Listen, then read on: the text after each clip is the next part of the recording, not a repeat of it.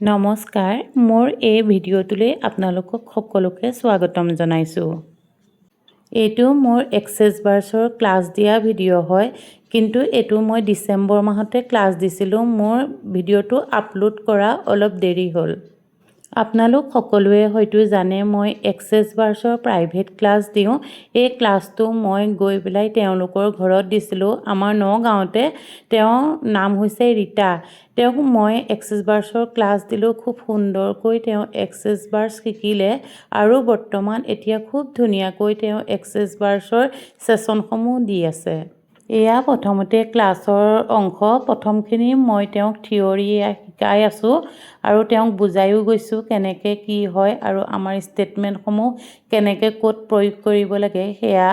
আৰু এয়া তাৰপিছত মই তেওঁক এয়া প্ৰেক্টিকেল কৰালোঁ। তেওঁ এয়া প্ৰেক্টিকেল কৰিবলৈ আৰম্ভ কৰিছে। তেওঁ খুব সুন্দৰকৈ একেবাৰতে তেওঁ প্ৰেক্টিকেলবিলাক বুজি পাইছে আৰু তেওঁ খুব ধুনীয়াকৈ প্ৰেক্টিকেলবিলাক কৰি গৈছে। আৰু তেওঁক মই বেছি বুজাবলগীয়া হোৱা নাছিল, কাৰণ তেওঁ খুব ধুনীয়াকৈ এবাৰতে সকলোখিনি বুজি পাই গৈছিল আৰু সেইকাৰণে তেওঁক ক্লাছ কৰি মোৰ খুব ভাল লাগিল আৰু তেওঁ খুব ভাল পালে মোৰ লগত ক্লাছ কৰি। আপোনালোক হয়তো কোনোবাই এক্সেছ বাৰ শিকিম বুলি ভাবি আছে বা শিকিব পৰা নাই, একো কথা নাই আপোনালোকৰ সেইটো। আপোনালোকে এক্সেছ বাৰ নিশিকিলেও এটা বাৰ্ছ লৈ চাব পাৰে আপোনালোকৰ জীৱন পৰিৱৰ্তন কেনেকৈ হয়। এক্সেছ বাৰ্ছে খুব ধুনীয়াকৈ কাম কৰে। খালি আপোনালোকে মনত ডাউট নাৰাখিব ভাল হ'ব নে নহয়। সেই ডাউট ৰাখিলে আপোনালোকৰ কামবিলাক শ্ল' হ'ব। সেইকাৰণে কৈছোঁ এক্সেছ বাৰ্ছ ল'বলৈ অহা সময়ত আপোনালোকে পজিটিভ মাইণ্ড লৈ আহিব আৰু মনত ডাউট নাৰাখিব যে মোৰ কামটো সফল হ'ব নে নহয়।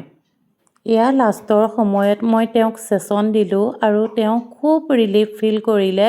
কৈছে মাইণ্ডটো খুব ফ্ৰেছ লাগিছে আৰু খুব ভাল লাগিছে।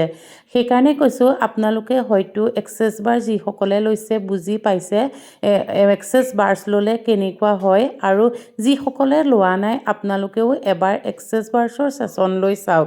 তাৰপিছত আপোনালোকে ফিল কৰিব আপোনালোকৰ কেনেকুৱা লাগে। এক্সেছ বাৰ্ছৰ ছেশ্যন সুস্থ মানুহেও এবছৰত এটা লোৱাটো অত্যন্ত প্ৰয়োজন।